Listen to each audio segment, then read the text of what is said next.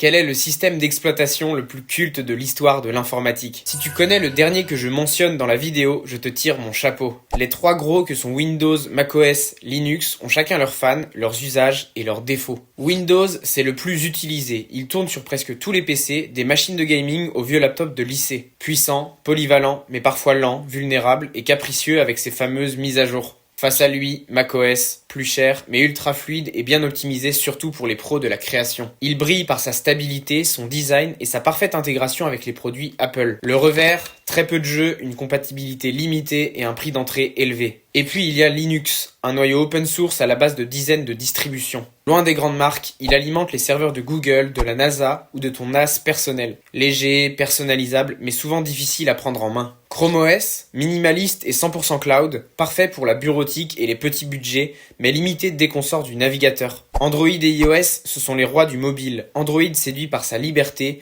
iOS par sa stabilité. Et les plus discrets comme Unix ou BSD, ultra robustes, conçus pour des infrastructures critiques, mais invisibles pour le grand public. Et puis il y a Temple OS, un système d'exploitation codé par un seul homme, Terry Davis, comme un projet mythique. Code maison, interface rétro et commande inspirée de la Bible, une œuvre étrange, unique et culte dans la communauté tech. On se retrouve très vite sur Ace.